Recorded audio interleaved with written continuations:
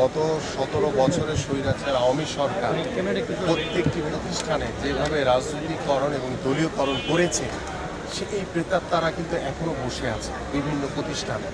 তো আমাদের যেটি কাজ, যে বাংলাদেশের ছাত্র এবং জনতার যে গণঅভ্যুত্থানে বাংলাদেশ নতুনভাবে স্বাধীন হয়েছে, সেই স্বাধীন বাংলাদেশে প্রত্যেকটি মানুষ পরিবর্তন চায়। প্রোটিন, আয়রন ও ফাইবার সমৃদ্ধ প্রাণ টোস্টের আবেশে সবাই কাছে আসে এবং সেই পরিবর্তনের হাওয়া কিন্তু প্রত্যেকটি সেক্টরে লেগেছে। তো সেই পরিবর্তনের ধারাবাহিকতায় ইতিমধ্যে আমাদের ক্রিকেট বোর্ডে আমাদের সভাপতি নিয়োগ করা হয়েছে, সাথে একজন ডিরেক্টরকে দেওয়া হয়েছে। পাশাপাশি আমাদের পরবর্তী যেটা স্টেপ, সেটা হচ্ছে বাংলাদেশ ফুটবল ফেডারেশন।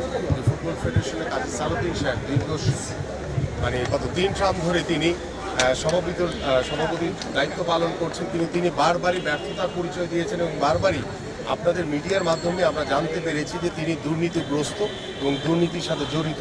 হয়তোবা তিনি তার স্বৈরাচার নেত্রীর প্রভাব খাটিয়ে তিনি চেষ্টা করেছেন সেই দুর্নীতিকে ধামাচাপা দেওয়া এবং তিনি চেয়ারে বসেছিলেন। কিন্তু বাংলাদেশের জনগণ এবং আজকে স্বাধীনভাবে আপনারা যারা সাংবাদিক ভাইয়েরা কাজ করছেন, আপনারাও সত্য কথা বলতে পারছেন, আমরা আমাদের সত্য কথা বলতে পারছি। আজকে আমাদের ক্রীড়াঙ্গনের যে ভাইরা আজকে এখানে উপস্থিত হয়েছিলেন, তারা এতদিন সত্য কথা বলতে পারেননি। কারণ সত্য কথা বলতে গেলে দেখা গেছে যে কারো নামে মামলা দিয়েছে, হামলা হয়েছে, তাকে অ্যারেস্ট করানো হয়েছে, যার কারণে বলতে পারিনি। বাট এখন আমরা সকলেই স্বাধীন বাংলাদেশে আমরা সত্য কথাটি বলতে পারছি। এটি হচ্ছে আমাদের সবচেয়ে বড় অ্যাচিভমেন্ট এবং সেই অ্যাচিভমেন্টকে বাস্তবায়ন করার সালাউদ্দিন সাহেবের অবশ্যই তার স্বেচ্ছায় পদত্যাগ করা উচিত। যদি তার ভিতরে ন্যূনতম বিবেকবোধ থেকে থাকে, তাহলে এই ক্রীড়ামোদী মানুষ, এই যে আজকে আপনারা এখানে উপস্থিত হয়েছেন এবং বাংলাদেশের মানুষ যেটা চায় সেটা তার অনুভব করা উচিত।